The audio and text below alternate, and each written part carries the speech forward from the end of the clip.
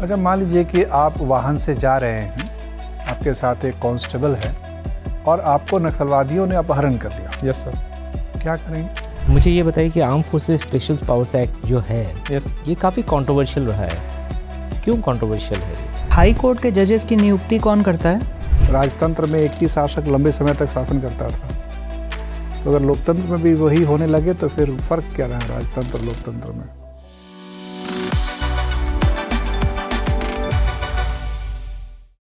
Come in sir. Come in. Good afternoon sir. Good afternoon. बैठिए Ajit. Yes sir. अपना परिचय दीजिए। सर मेरा नाम अजीत सिंह यादव है। मैं दिलदार नगर गाजीपुर उत्तर प्रदेश का निवासी हूँ।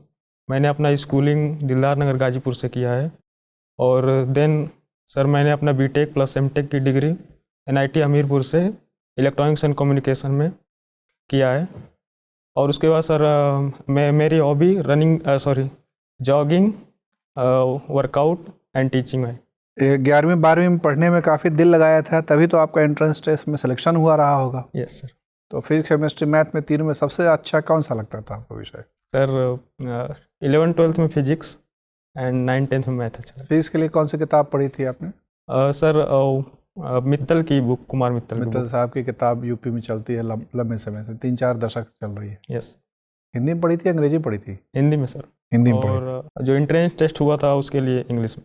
और केमिस्ट्री के लिए क्या पढ़ी थी आपने? केमिस्ट्री के लिए यूपी बोर्ड बुक आते थे और यूपी बोर्ड की किताब पढ़ी थी घर सिर्फ? Yes sir. और एंट्रेंस टेस्ट के लिए कोचिंग का मटेरियल।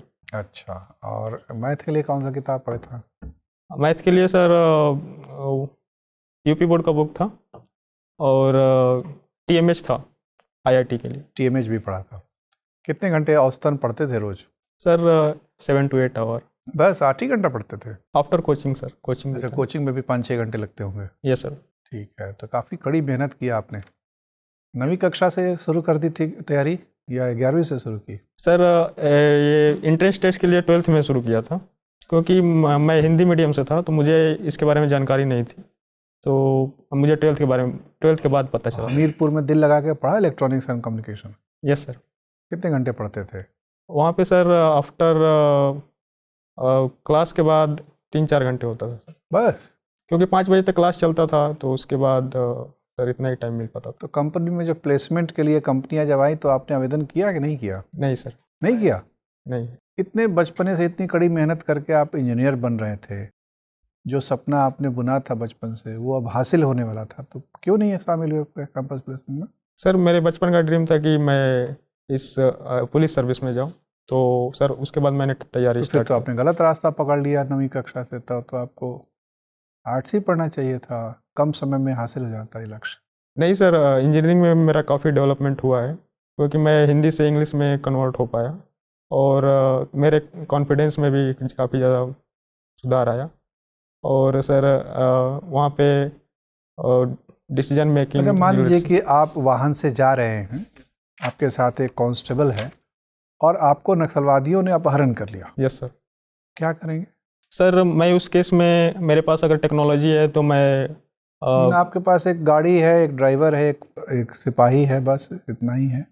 सर अगर मोबाइल होगा तो मैं 100 नंबर पे डायल कर सकता हूँ। और मोबाइल अगर उन्होंने छीन लिया तो? सर मैं कैसे भी करके उनको अगर मनाने की कोशिश करूँगा और सर ऐसा बोलूँगा कि मैं उनका कोई अपराधी नहीं हूँ, तो सर शायद छोड़ सकते हैं। दया करके? सर मैं कन्विंस करने की कोशिश करूँगा सर। चलिए ठीक है अजीत। अजीत, भारत के CDS कौन है? आई थिंक सर, क्या होता है CDS? Sir chief of defence staff. Chief of defence staff, अच्छा ठीक बात है। मुझे ये बताइए कि arm forces special powers act. Sir कहना है मैं Manoj Pande, I think sir. नहीं, आप इसको देखिएगा, आप चीफ ऑफ आर्मी स्टाफ बता रहे हैं मुझे, ठीक है। मुझे ये बताइए कि arm forces special powers act जो है यस, ये काफ़ी कंट्रोवर्शियल रहा है। क्यों कंट्रोवर्शियल है ये? सर क्योंकि इसमें ड्रैकोनियन पावर दे दिया जाता है आर्मी को, जो कि डिस्टर्ब एरिया में डिप्लॉय किया जाता है आर्म फोर्सेस को। तो सर इसमें जो सेक्सुअल असॉल्ट के केसेस आते हैं वुमेन हरासमेंट के केसेस आते हैं। और सर आर्मी कभी कभी मनमाने तरीके से वर्क, उसमें कोई कोई एम्प्लॉय होता है जो मनमाने तरीके से वर्क करता है, तो इसीलिए तो क्या इसमें आर्म फोर्सेस पर्सनल को कुछ इम्यूनिटी मिली हुई है?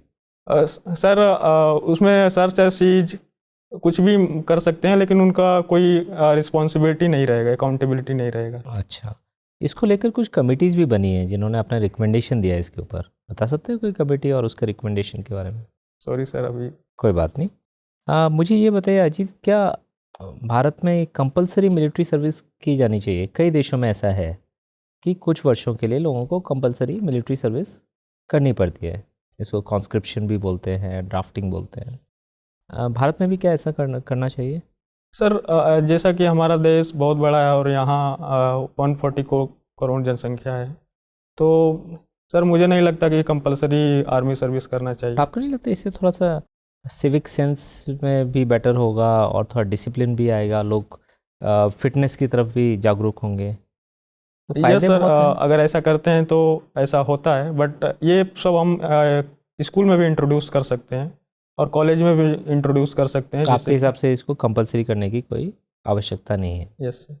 ठीक है, ये बताइए सेडिशन से क्या समझते हैं? सेडिशन सर, सेडिशन आईपीसी के 124A में आता है।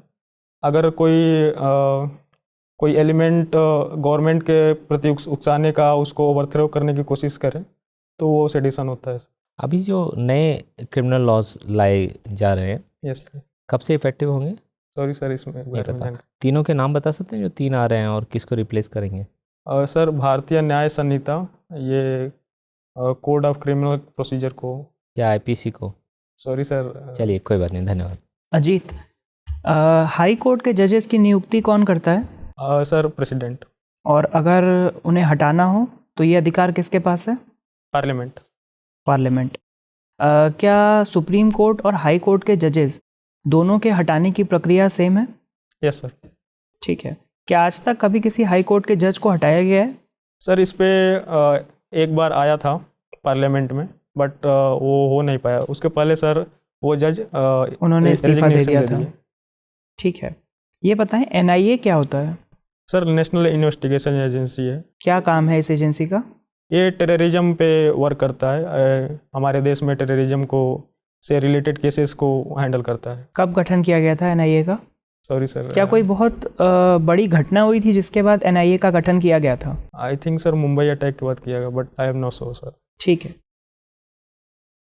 एनआईए में जो अफसरों और अधिकारियों की नियुक्ति होती है, यस किस प्रकार होती है? क्या ये अलग अलग फोर्सेस से लिए जाते हैं या कैसे होता है? सर मुझे इस बारे में एग्जैक्ट जानकारी नहीं है। किस मिनिस्ट्री के अंदर काम करता है NIA? Ministry of home affair. Home affairs, ठीक है।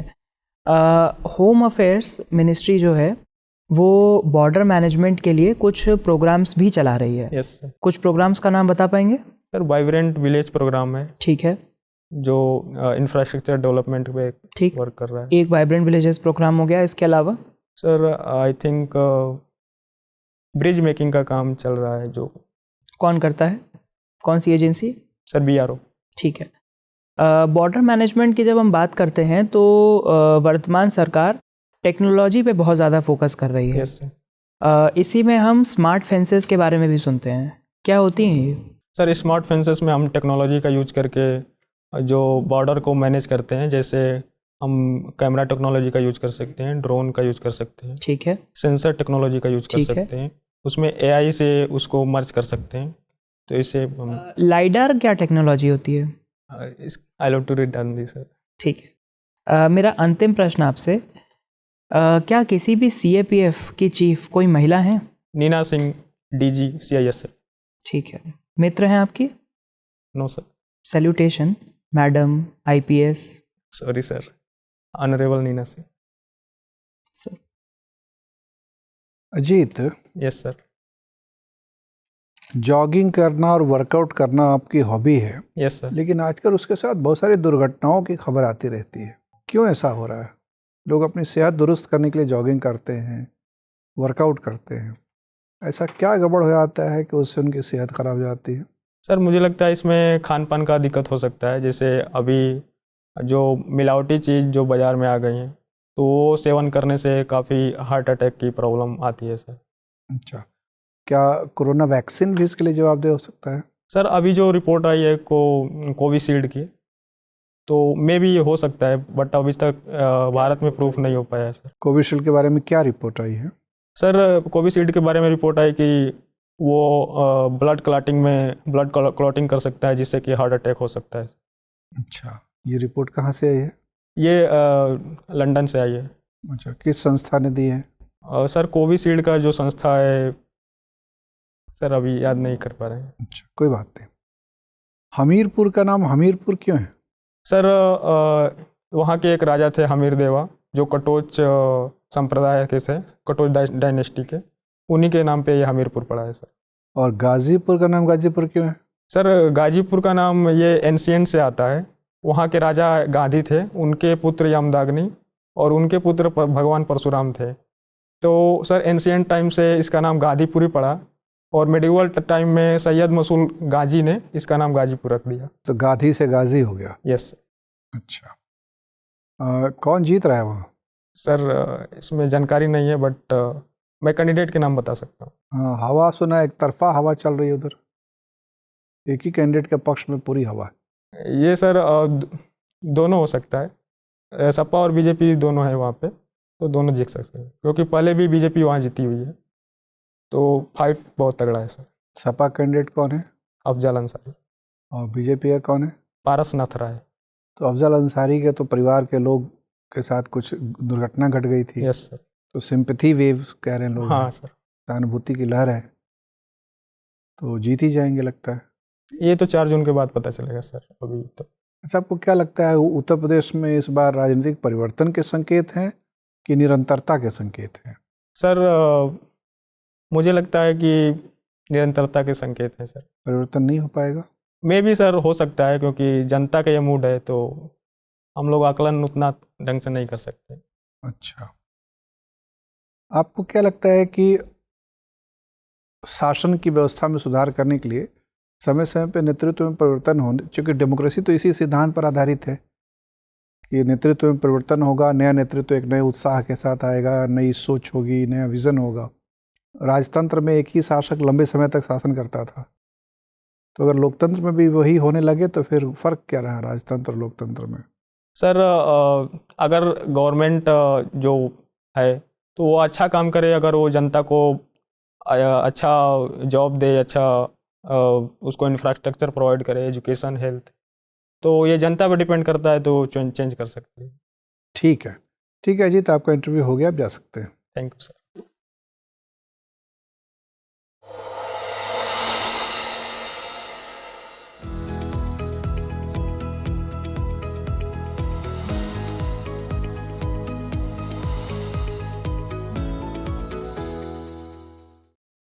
बैठिए अजीत। 5 जून को इंटरव्यू है। Yes sir. क्या खासियत है इस दिन में? Sir environment day. अच्छा, क्यों? ऑर्गेनाइजेशन का एक गठन हुआ था, जिसका जो हेडक्वार्टर है वो केन्या में, नैरोबी में है। सॉरी सर, भूल अभी आई हैव टू रिकॉल। इस वजह से 5 जून को पर्यावरण दिवस मनाते हैं। Yes sir. उस संस्था के गठन के चलते? उसी दिन हुआ था सर, उसका 1973 में आई थिंक। अच्छा, तो थोड़ा सा पढ़ लीजिएगा, पर्यावरण एक विषय है। Yes sir. 5 जून होने के चलते उस पर सवाल आ सकते हैं, तो एक डोमेन आपका है कि पर्यावरण थोड़ा पढ़िएगा। Yes sir. दूसरा है कि इलेक्ट्रॉनिक्स और कम्युनिकेशन इंजीनियर हैं। Yes sir. और इसका आर्म फोर्सेस में उपयोग होता है बड़ा सक्रिय रूप से।